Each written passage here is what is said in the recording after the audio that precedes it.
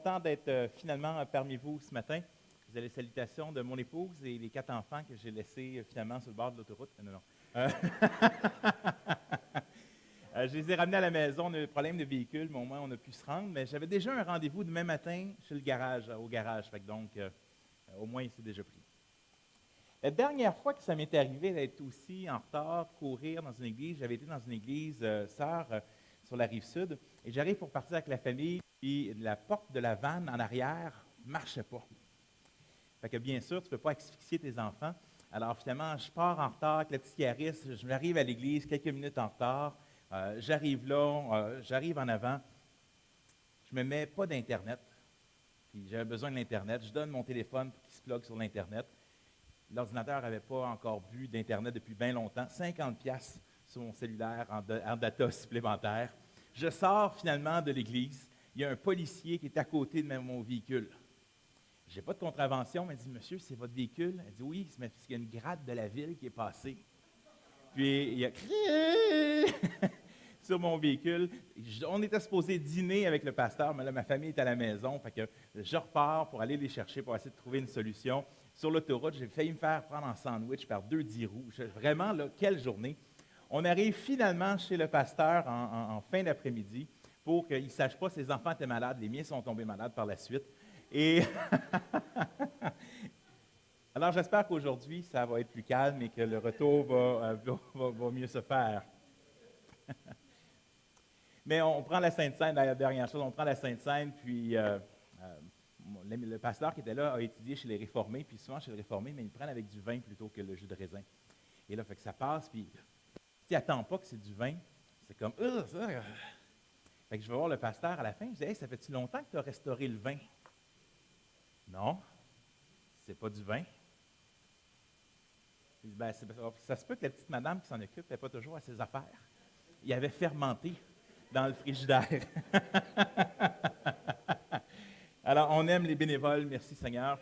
Il y avait une pancarte dans une église que j'ai visitée. Une fois, c'était marqué « Avant de critiquer un bénévole, assurez-vous que vous pouvez le remplacer. »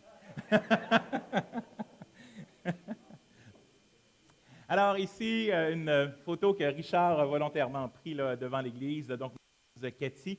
Et dans l'ordre, à droite, Marie-Maude, 8 ans, Thomas, 6 ans, Rebecca, 4 ans, et celle qui a l'air d'une philosophe qui est en train de réfléchir, c'est ma petite Chloé, 2 ans. Alors, par la grâce de Dieu, on va sortir finalement de l'époque des couches. On remercie le Seigneur, c'est vraiment une belle bénédiction qu'ils peuvent commencer à s'attacher eux-mêmes, manger eux-mêmes et tout ça. Donc, nous sommes à Oasis. Donc, 4 aspects un peu à notre ministère. Vous avez eu la chance d'avoir Richard qui a partagé un peu plus tôt. Je suis persuadé qu'il vous a dit merci parce que cette Église, vous nous soutenez. Merci beaucoup pour ça. Et je ne sais pas exactement qu'est-ce qu'il dit. J'espère que je ne me radoterai pas trop. Mais quand même, 4 aspects, je dirais, à mon ministère. En même temps, je suis à Oasis. Je suis aussi à Sambec depuis juillet dernier. Donc, un peu quelques nouvelles de ce côté-là. Donc, premièrement, le premier aspect, équiper des leaders. Je vais juste passer ça avant de m'en faire jeter dedans. Équiper des leaders au sein de l'Église locale pour qu'ils puissent se reproduire dans d'autres. On était à la graduation de Sambec vendredi soir, puis on avait 11 diplômés. Puis on se rend compte, wow, c'est le fun de pouvoir, comme Paul dit à Timothée, ce que tu as entendu de moi, confie-le à d'autres qui vont trouver des hommes fidèles à qui le transmettre.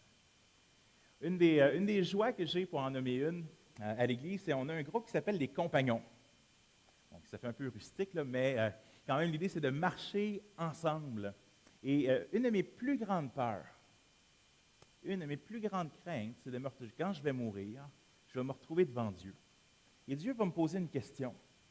Puis la question que j'ai peur qu'il me pose, c'est celle-ci. Pourquoi les as-tu encouragés à jouer à l'Église? Réellement, en tant que pasteur, tu as toujours une crainte d'être un bon animateur de vie spirituelle.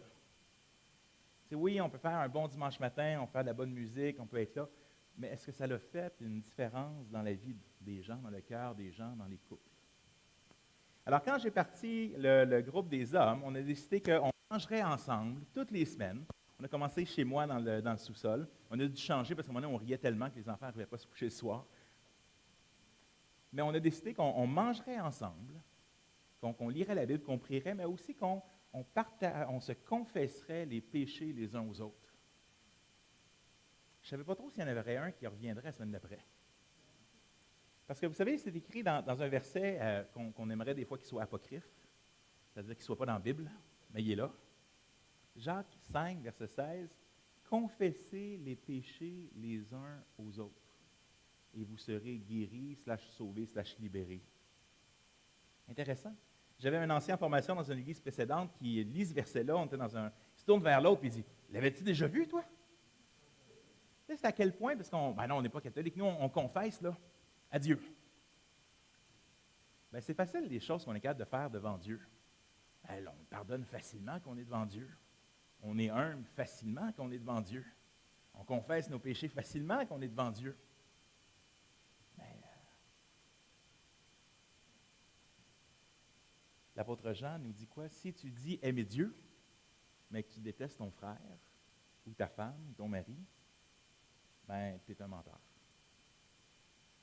Le Seigneur veut qu'on amène concrètement, hein, notre relation n'est pas juste comme ça, il veut qu'on ait une relation comme ça aussi avec les gens. Et donc, ce petit groupe-là, on se pose 6 questions. Alors, on essaie de se poser assez souvent. Puis des fois, les gars disent, « Ouais, mais là, ça fait longtemps qu'on ne s'est pas posé les questions, il faudrait recommencer. » Parce que ça fait une différence dans leur vie. 6 questions. La première question, c'est, est-ce que le Christ a été réel pour toi cette semaine? Pas juste est-ce que tu as lu ta Bible, est-ce que tu as prié. Non, est-ce que Jésus est une réalité pour toi dans ta vie? Deuxième question, c'est, si on posait la question à ta femme ou à tes enfants, si tu as été présent pour eux cette semaine, qu'est-ce qu'ils diraient? Troisième question, quel serait un obstacle dans ta marche avec Dieu? Quatrième, c'est la liste des divers péchés sexuels. Cinquième, et là c'est drôle parce que dernièrement, les gars ont travaillé les questions pour les tweaker. Vous savez, on peut toujours comme trouver une façon d'éviter la question. Puis là, on a mis les gars ensemble, on dit, OK, comment qu'on fait là, que vous évitiez plus les questions?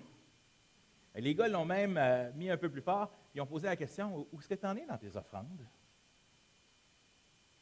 Puis la 6e et dernière question, est-ce que tu viens de me mentir?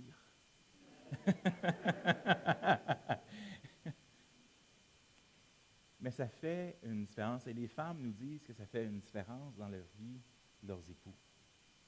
Puis dernièrement, en étant à Saint-Bec en partie, je peux moins être là aux compagnons. Puis on a posé la question, est-ce que vous voulez qu'on le fasse aux 2 semaines? Puis les gars ont dit, non, on continue à le faire à toutes les semaines. Et moi, ça me dit, wow, il y a quelque chose dans la vie de ces gars-là. Et ce qui est un peu étrange, c'est que c'est un des groupes dans lequel il finit par avoir le plus de non-chrétiens qui viennent visiter. Là, il me semble que tu es à job, puis tu dis, « Hey, ça tente-tu, viens manger avec une gang de gars, puis on va confesser nos péchés? » Tu sais, c'est comme pas vraiment... Mais ce qu'on dit aux gens qui nous visitent, c'est, on est content de te voir. Il dit premièrement, aujourd'hui, tu as un free pass. C'est-à-dire que tu vas aller dans un petit groupe quand même, tu n'es pas obligé de partager. Mais sache que si tu reviens la semaine prochaine, on va t'inviter à partager avec nous.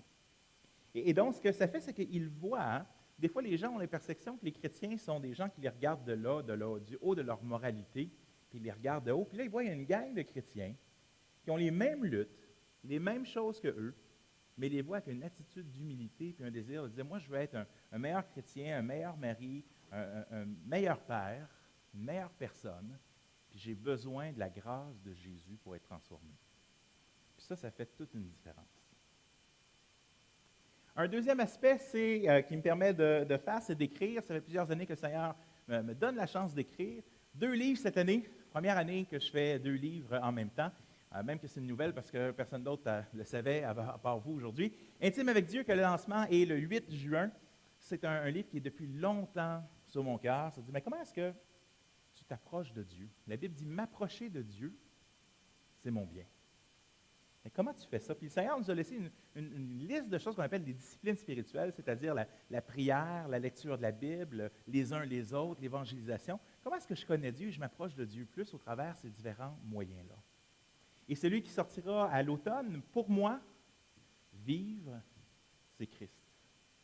Un de mes versets favoris de toute l'Écriture, parce que nous, on vit toujours pour la retraite. On espère un jour, Liberté 55, maintenant c'est plutôt Liberté 75, là, mais un jour, je vais pouvoir jouer au golf, puis je vais pouvoir faire ce que je veux. Je dis, oui, mais est-ce que c'est vraiment ça que le Seigneur nous appelle?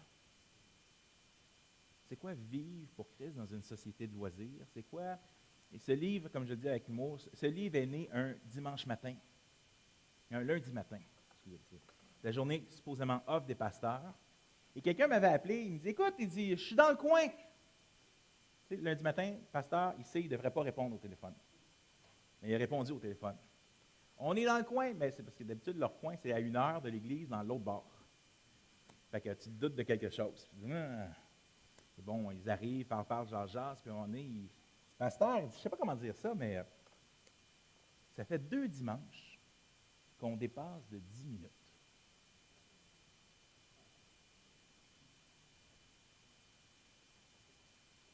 Tu m'as réveillé un lundi matin. Je n'ai pas dit ça, là. J'ai agi pastoralement. J'ai dit au Seigneur après. Je dis, on dit qu'on veut sauver le monde. Oui, prends tout, Seigneur, mais pas ça. Oui, prends tout, Seigneur, mais pas ça. Puis, on est là, hey, ça fait 10 minutes. J'avais un ami, il y avait un diacre en arrière qui voulait le dire au pasteur, qui prenait un peu trop de temps, il montrait sa montre comme ça. Le pasteur dit, je remercie le Seigneur, notre frère veut donner sa montre au Seigneur.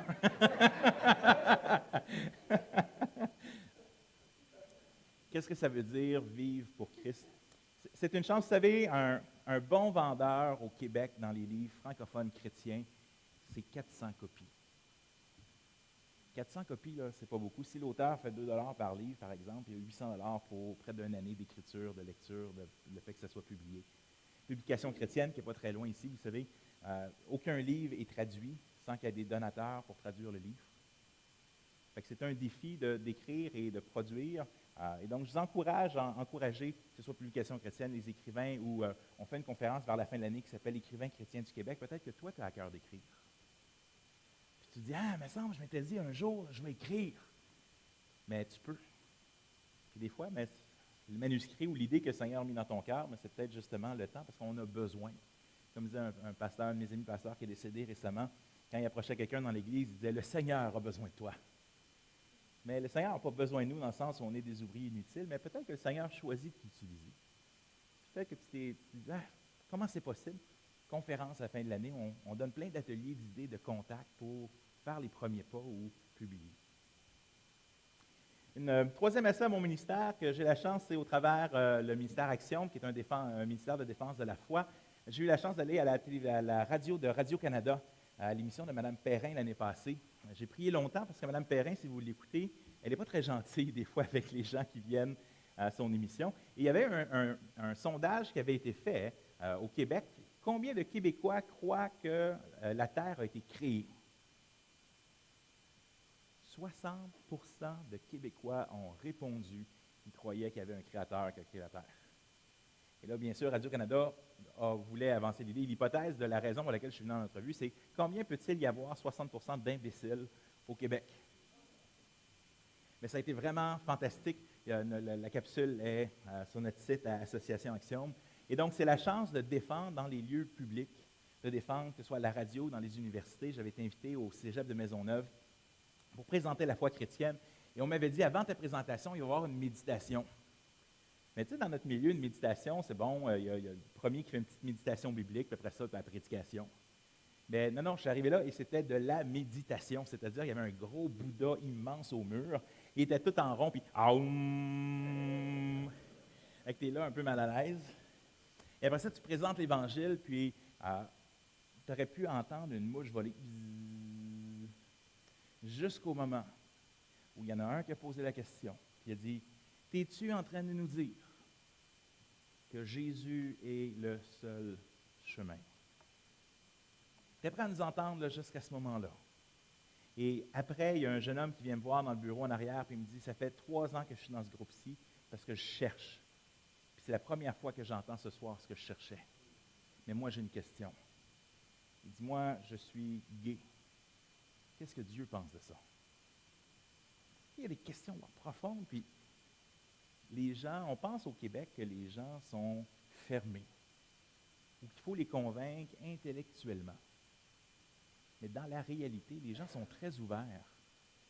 Et je pense qu'on tape des fois sur le mauvais clou. On pense que, voyons, si je peux les convaincre intellectuellement, savez-vous le nombre de Québécois qui vont voir des diseurs ou des diseuses de Bonaventure? J'avais une voisine que ma femme l'avait rencontrée dans un cours de pouce-poussette. Cardio-poussette, elle n'aime pas ça quand j'appelle ça pouce-poussette.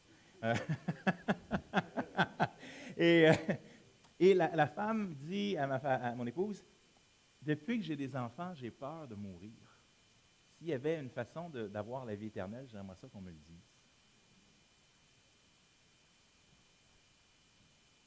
On y a dit.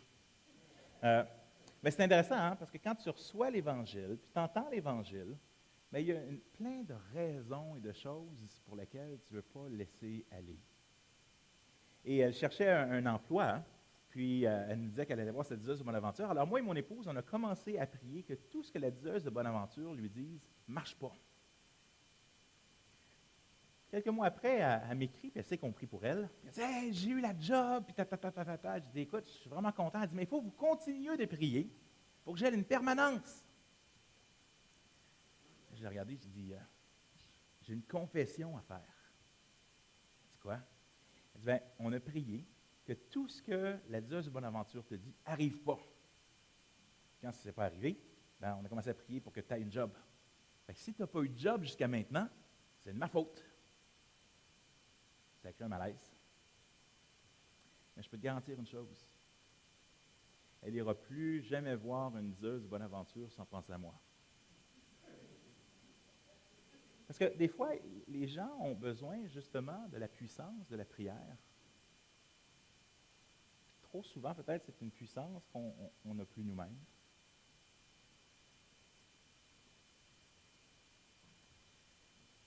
On a eu la chance la semaine dernière de mettre dans cette même optique 175 personnes. Le Seigneur a été bon. On avait 164 places. Il y a 175 personnes qui sont venues. On s'est tassé un peu à Montréal pour les plus grandes questions qu'on pose actuellement. Vous savez, nos jeunes adultes quittent la foi. Parce que des fois, dans l'Église, quand ils ont des questions difficiles, la réponse qu'ils ont, c'est « Pose-toi pas de questions. Le doute, c'est pas bien, ça vient du diable. » Mais le doute, la Bible, elle a des réponses. Puis des fois, il faut creuser un peu plus loin, puis il faut les aider, puis il faut accepter leurs doutes. Jésus en a accepté un qui avait un doute. Crois-tu? Je crois, Seigneur. Viens en aide à mon incrédulité. Je veux croire. Et nos jeunes posent des questions, puis donc on a créé un espace où on avait les questions les plus difficiles qu'on peut poser à la fois, comme par exemple, est-ce que la gauche laïque qu'on voit dans la société, est-ce que c'est plus moral que la Bible? Les autres veulent faire la paix, ils sont pour les droits des animaux, ils sont pour ci, ils sont pour ça. Est-ce que ce n'est pas nous qui est arriérés? Vous savez, quand nos jeunes sont au cégep à l'université, ils font dire ça à longueur de journée. Même en maternelle, ça commence. Mon kid de maternelle m'est revenu dernièrement avec une question difficile. Mais déjà en maternelle. On a besoin de pouvoir équiper nos jeunes à aller plus loin. L'année prochaine, on aura d'ailleurs une conférence qui s'appelle Libre arbitre, déterminisme, prédestination, libre choix, liberté et conditionnement. La fameuse question, là, si Dieu est souverain, comment est-ce que l'homme peut être responsable ou libre? Si ce matin, tu as mangé des alphabets, et que Dieu l'avait vu de toute éternité, est-ce que tu aurais vraiment pu faire autrement? Poup! Mais justement, il y a des gens qui se posent, si tu ne poses pas la question, pose-toi pas la question. Mais si tu te poses la question, ben, c'est des genres de questions qui dérangent beaucoup, qui font que certaines personnes quittent la foi et disent « Ah, voyons, je ne comprends plus rien. » Et quatrième chose, c'est l'occasion de pouvoir enseigner des cours au travers Sembec, de former cette prochaine génération d'ouvriers qui sont là. Il y a 4 aspects à notre ministère qui sont divers, mais qui se complètent sous une chose. On est là pour former des gens, pour amener des gens à Jésus. Vous savez, notre mission, là, qu'on soit à Victoriaville, qu'on soit à Saint-Eustache, elle ne change pas. C'est la même. Amener des gens au Seigneur Jésus. Prions ensemble.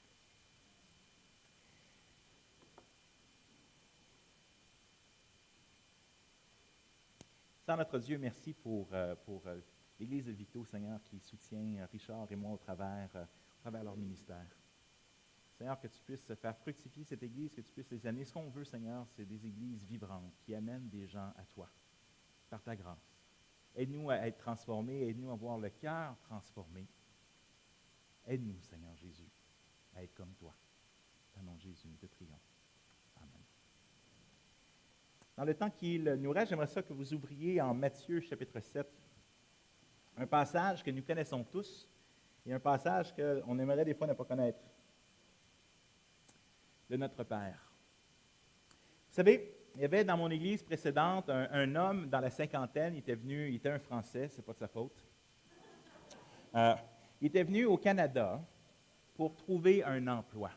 Il avait eu l'impression que Dieu lui avait dit, pars dans la terre promise.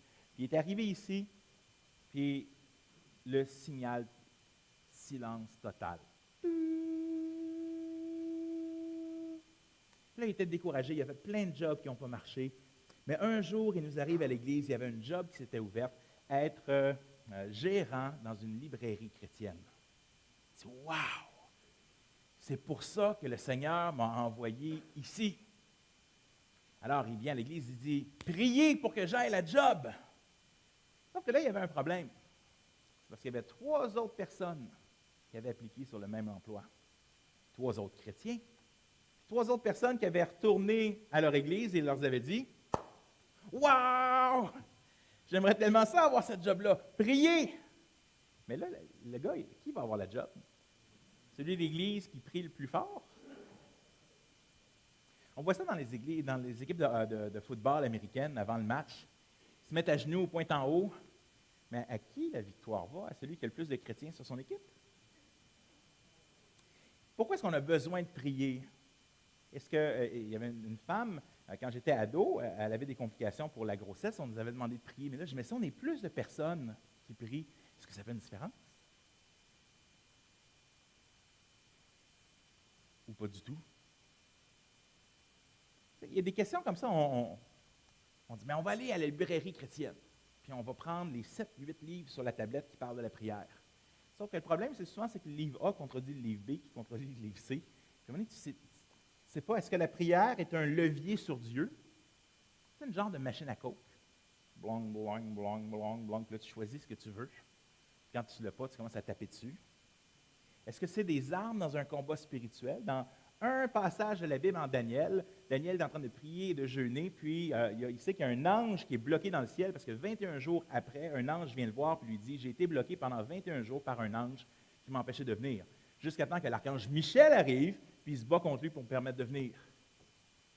Puis là, certains ont parti dans des séries de livres complets en disant, mais écoute, la prière, c'est une usine de munitions spirituelles. Quand il y a juste un verset qui nous dit quelque chose, mais il faut faire attention sur tout ce qu'on met sur ça. Où Dieu a besoin de nous. Vous l'avez entendu, c'est une superbe citation, les fausse. La prière, ça fait bouger la main de celui qui fait bouger le monde. C'est beau, hein? Mais c'est faux. Tu n'es pas en train de... La prière, ce n'est pas une manipulation de Dieu, là. D'autres vont voir la prière comme une protection. C'est comme quand on a une vieille minoune. On prie avant, Seigneur, envoie des anges tenir toute l'auto ensemble. Ou d'autres finissent par dire, mais pas besoin de prier, Dieu connaît tout. S'il y a un point sur lequel tout le monde s'entend, c'est que la prière est importante. Martin Luther, le grand réformateur, dit, dans mes journées normales, je prie 3 heures. Wow, ça c'est avant Facebook, Instagram, tout le kit. Mais dans les journées où je suis vraiment occupé, j'en prie 4.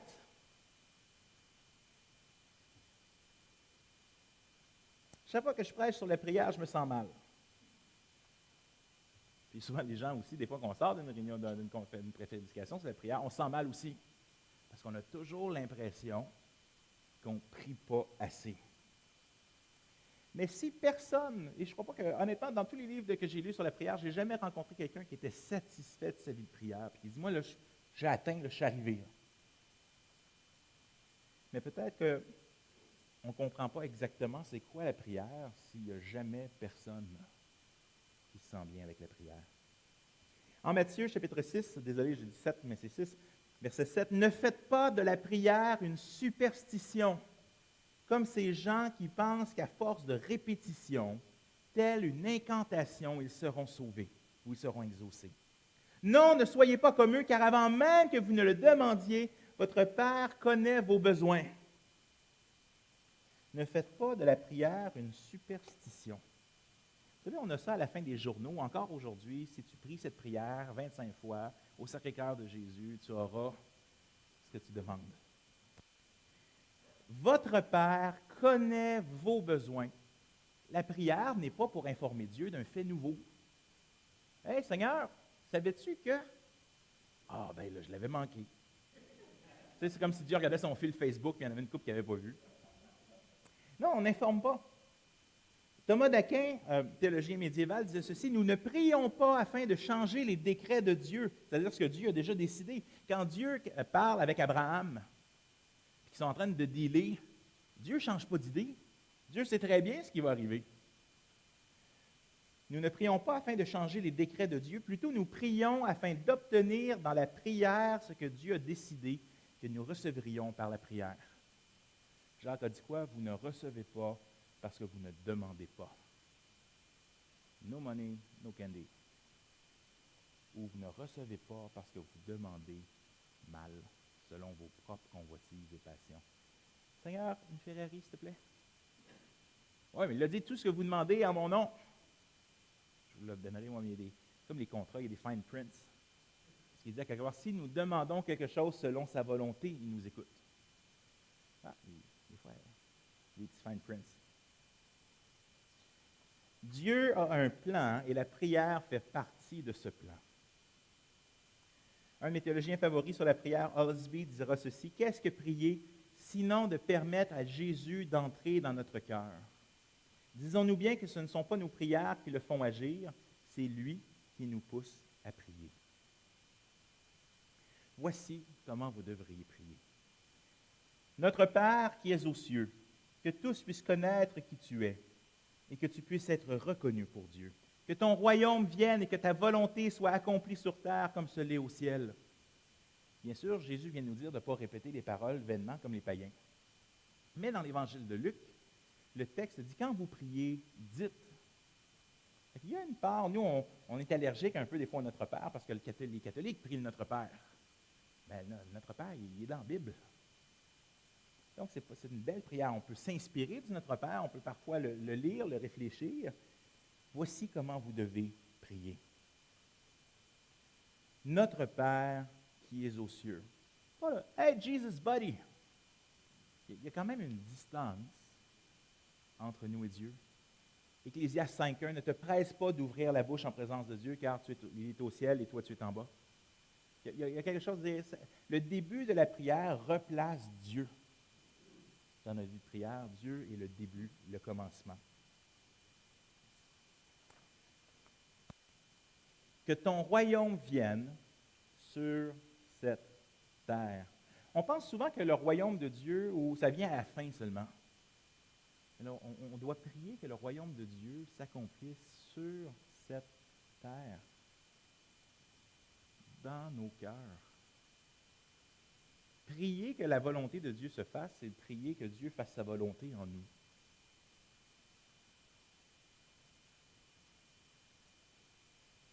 Des fois, on faisait ça avec les ados à l'église, on leur disait, on se met en rond et on va prier que le Seigneur vous mette à cœur qui est-ce que vous voulez qu'il vous aide cette semaine. Comme disait un de mes amis, la prière, c'est dangereux. Dieu pourrait répondre. C'est pas parler à Dieu qui me fait peur. C'est quand je me tais que j'ai peur. Quand tu dis, Seigneur, qu'est-ce que tu veux que je change dans ma vie? C'est une prière qui fait peur, ça.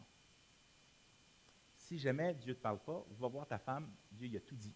Ce que tu as besoin de changer dans ta vie.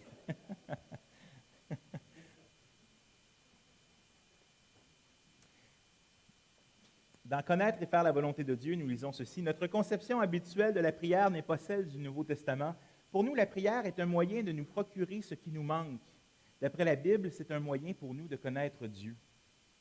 La prière ne change pas les choses en tant que telles, plutôt la prière me change et Dieu m'appelle à changer des choses. Vous savez, la prière a la puissance de rendre Jésus réel pour les gens. Il y a quelques années, quand je vivais à Montréal, je revenais d'un parc, j'aimais bien aller prier au parc. Je voyais l'étoile qu'on voit à partir de Montréal, parce qu'à cause de la pollution, on ne voit pas grand-chose. Et je suis en train de marcher, puis je chantonnais, j'aime bien chanter. Puis à un moment donné, il y a une personne qui s'approche de moi, puis il me dit As-tu l'heure? Fait que déjà, il est 10h30 le soir, tu promènes Saint-Denis, Saint-Zotique à peu près, puis oui, il est 10h30. Ah, il dit Merci. Il se tourne vers moi, il dit T'es-tu Robert? Écoute, quand quelqu'un commence à te poser des questions sur le point, puis il cherche un meeting avec quelqu'un, tu poses des questions. Je dis, non, moi, c'est Jean-Sébastien. Fait que je donne la main. Il dit, moi, c'est comme si. Comme quoi? C'est comme si. Alors, il me dit, moi, j'ai dit, je suis un nettoyeur. Puis, on était en face, justement, d'un nettoyeur. Moi, dans ma tête, là, ça partit tout seul. La musique du parrain. Écoute, quand tu es dans la petite Italie, puis qu'il était un nettoyeur, puis qu'il se promène, puis qu'il cherche quelqu'un dehors la nuit, là. Fait qu'il dit, toi, tu fais quoi? Puis j'étudiais au séminaire biblique à ce moment-là. Je dis, moi, j'étudie la théologie. Il dit, ah oui, il dit, c'est intéressant, ça, c'est quoi? Je dis, en fait, on étudie comment est-ce qu'on peut connaître qui Dieu est. On continue à marcher, c'est intéressant, ça. Et là, tu sais, on a le cœur dur. Tu sais, des fois, on a juste, le Seigneur met des gens sur notre chemin, puis le Seigneur envoie quelqu'un d'autre sur son chemin. Tu sais, mais, puis le Seigneur, on est là, puis j'arrive au coin de ma rue, puis vraiment, le Saint-Esprit met quelque chose sur mon cœur, puis il me dit, demande-lui, selon lui, c'est quoi la bonne nouvelle de Jésus? Seigneur, ça ne me tente tellement pas, là. Non, vas-y. Alors, je le regarde, c'est comme si. J'ai dit, moi, si j'avais à te poser la question, c'est quoi, selon toi, la bonne nouvelle de Jésus? Qu'est-ce que tu dirais?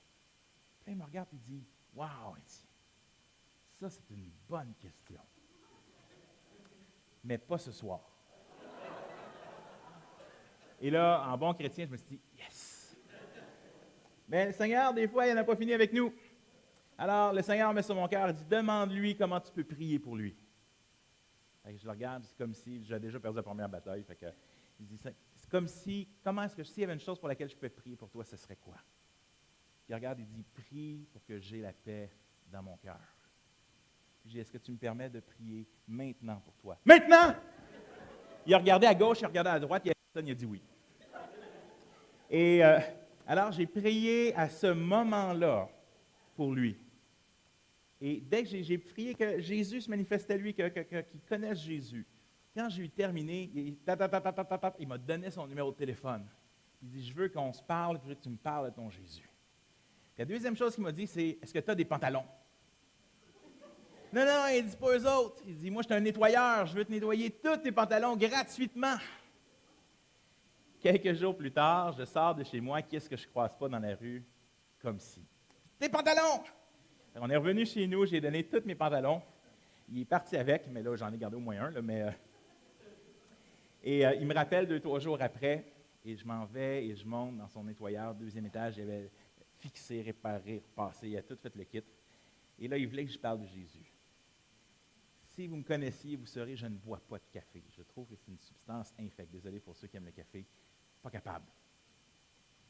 Et là, mon ami, là, il m'avait préparé. Du moins, c'est comme ça que je m'en rappelle. Puis là, j'ai regardé la coupe. J'ai dit, Seigneur, s'il est possible que cette coupe s'éloigne de moi. Mais non ma volonté, mais la tienne. Puis après ça, j'ai dit une autre parole biblique. Au lieu de dire j'ai soif, j'ai dit, as-tu du sucre? Et je ne sais pas où est comme si aujourd'hui. Il n'est pas répondu à l'Évangile, ou du moins jusqu'à maintenant, je ne sais pas.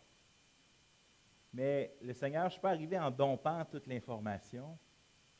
J'ai prié pour lui. Juste prier pour lui. Puis ça a ouvert. Parce que des fois, on va dire à la personne, je vais prier pour toi. Non, prie pour lui. Là, il va voir c'est quoi. Tu parles à qui il parle? Tu parles à quelqu'un qui a la puissance de transformer le monde.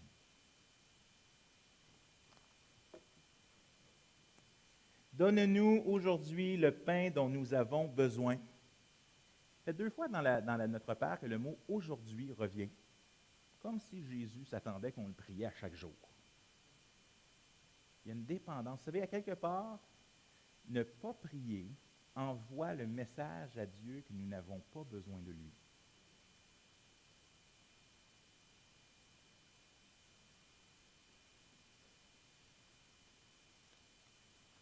Luther disait, « Si je passais qu'une seule journée sans prier, je perdrais un bon lot du feu et du zèle de ma foi. » Pardonne-nous nos torts, nos offenses, nos péchés, comme nous pardonnons à ceux qui nous ont offensés. Garde-nous de céder à la tentation et délivre-nous du mal. Prier, c'est se reconnaître à chaque jour pécheur. Parce qu'on le dit à chaque jour. Il y a un verset à la fin du Notre Père qu'on n'a aucune idée quoi faire avec. C'est dit ceci. Si vous ne pardonnez pas de tout votre cœur à votre frère, mon Père céleste ne vous pardonnera pas non plus. On est là comme on a vraiment un problème. Mais là, qu'est-ce que ça veut dire pour notre salut, ça, si Dieu ne nous pardonne pas, puis arrête de te poser des questions théoriques. Puis regarde ce que Dieu dit dans la pratique. Le pardon est tellement fondamental à la vie chrétienne que Jésus, après le Notre Père, nous dit, « Hey, si tu ne pardonnes pas tout ton cœur comme Dieu t'a pardonné, something is wrong. » Oui, mais tu ne sais pas qu'est-ce qu'il m'a fait. Quand j'avais 18 ans, mon père biologique est parti avant ma naissance. Quand j'ai eu 18 ans, le jour de la Saint-Valentin, mon père, au lieu de dire à ma mère, « Je t'aime, puis on va s'aimer toujours », il va dire à ma mère, « Je t'aime plus, puis je ne sais pas si je t'ai déjà aimé. » Puis comme il n'était pas mon père biologique, il n'avait jamais fait les papiers pour m'adopter légalement. Il a décidé de couper tous les ponts pour ne pas avoir à payer de pension. Puis ma mère aujourd'hui est terriblement malade, mais elle vit seule. Il n'y a personne avec pour l'aider. Je paye le prix à chaque jour parce que mes enfants n'ont pas de grand-père. Je n'ai pas quelqu'un que je peux me tourner pour aller poser des questions de sagesse ou autre. On paye un prix. Je me rappelle, j'allais à l'église à Montréal, à Annecy, puis je revenais en vélo. Puis j'aime à dire, le Seigneur a pété ma roue. Puis j'allais à Annecy, c'est dans le nord-ouest un peu de Montréal, puis j'habitais à Pointe-aux-Trembles, puis je le faisais en vélo. J'étais rendu à peu près à moitié à Rosemont, puis mon vélo a tombé. J'étais un pauvre étudiant. Je n'avais pas une scène, je n'avais même pas d'argent pour me payer un billet d'autobus. Là, je devais marcher jusqu'à Pointe-aux-Trembles. Ça te donne le temps de penser. Puis je me rappelle, puis je priais le Seigneur, puis Seigneur, pourquoi est-ce que tu n'enverrais pas la foudre dessus? J'ai déjà entendu ça dans la Bible. non, mais il me semble, là, il mérite, là. Puis l'image que le Seigneur, ça n'aurait pas tous les jours, mais l'image que le Seigneur m'a mis devant moi, c'était la croix.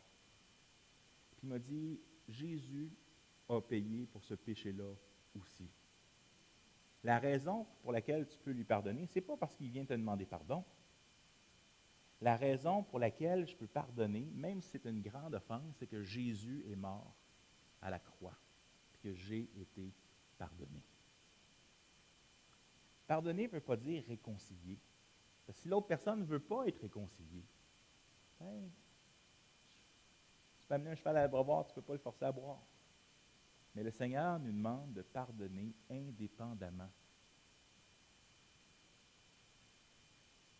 Si tu ne pardonnes pas de tout ton cœur à la personne qui t'a fait du mal, tu vas rester bien longtemps à la même place. Puis même des fois en tant qu'Église. Le Seigneur, parfois, bloque nos églises parce que nos cœurs ne veulent pas pardonner. Mon beau-père avait vécu des situations en Église, puis 25 ans après, il en parlait encore comme si c'était hier parce qu'il laissait l'amertume partir. Mais l'apôtre Paul nous dit que l'amertume, c'est comme un cancer qui nous ronge partout. Je pense que c'est pour ça que le Seigneur nous rappelle le besoin du pardon quotidien. Puis il y a même une place dans la Bible pour les péchés que tu ne te souviens plus. Seigneur, même dans ceux que je ne me souviens pas, pardonne-moi. Délivre-nous du mal, du malin. Tony Campolo était venu à Montréal il y a quelques années, puis il racontait cette histoire, puis c'est une histoire assez formidable. Il avait été dans une réunion de prière un mercredi soir. Des fois, on se pose la question, il me semble qu'il ne se passe pas grand-chose des fois dans nos réunions de prière. Mais il arrive là, puis il y avait un nouveau chrétien, puis il était tout feu, tout flamme. Puis à un moment donné, il commence à prier. Il dit, Seigneur, il dit, le voisin prie, Seigneur, je te prie pour mon voisin Bob, qui habite au 767 rue Peel. Puis Tony Campolo, il dit, bon, un peu plus, il donnait son code postal. Là. Je dis, Seigneur, il sait où il habite, là. Et donc, il raconte que le voisin était en train de processus de quitter son épouse et tout ça. Reste comme ça, la soirée se termine et Tony Campolo arrive dans son auto. Sur le bord de la route, il y a un gars qui fait du pouce. Puis Tony, c'est un évangéliste. Fait que je veux dire, quelqu'un sur le pouce, c'est quelqu'un qui était emprisonné avec toi pour que tu partages l'Évangile. Fait qu'il le prend, puis il dit, salut, il dit, moi c'est Tony, il dit, moi c'est Bob. Tony se tourne vers lui, il dit, tu quittes ta femme? Malaise. L'auto est déjà parti, ça, j'aimerais mieux pas en parler. Il continue, puis là, on passe devant la sortie pour la rue Peel. Tony prend la sortie. Puis il regarde, il dit, où est-ce que tu t'en vas? Je te ramène chez vous. Et il arrive justement devant le 567 de sa rue. Il a partagé l'Évangile. Puis par la suite, il est rentré en dedans. Puis il a partagé l'Évangile. Ils sont venus au Seigneur. Puis au moment où Tony nous racontait l'histoire, ces gens-là aimaient encore. Là, ils suivaient le Seigneur. C'est incroyable hein, comment le Seigneur peut faire des choses au travers de la prière. Seigneur, pourquoi est-ce que ça n'arrive pas plus? Bien, est-ce qu'on pourrait se poser la question que peut-être qu'on a besoin justement d'être plus en présence de Dieu? La fin de la prière dit ceci, car c'est à toi qu'appartiennent le règne, la puissance et la gloire pour maintenant et à jamais. Ainsi soit-il. Vous savez, avant on disait ainsi soit-il, mais Amen, ça veut dire ainsi soit-il. Puis la fin de la prière, comme le début de la prière, replace Dieu à sa place, car c'est à toi qu'appartiennent au siècle des siècles le règne, la puissance et la gloire. Vous savez, il n'y a rien de magique dans la prière. La prière, ce n'est pas de la visualisation ou de la pensée positive. Comme Augustin le disait, quand tu pries, fais comme si tout dépendait de Dieu. Et quand tu agis, agis comme si tout dépendait de toi. Parce que Dieu nous amène, il nous appelle à agir, mais à le mettre en priorité. La prière nous amène à ne pas nous inquiéter de laisser le résultat entre les mains de Dieu. La prière est une profession de dépendance envers Dieu. La prière est un moyen par lequel Dieu te transforme, me transforme. Par la prière, nous pensons aux autres, à ceux qui sont perdus, à ceux qui ont besoin de nous. Au travers de la prière, Dieu nous parle et nous montre ce que nous avons à changer. Au travers de la prière, nous demandons à Dieu de nous aider et nous lui confions notre crainte et nos cœurs.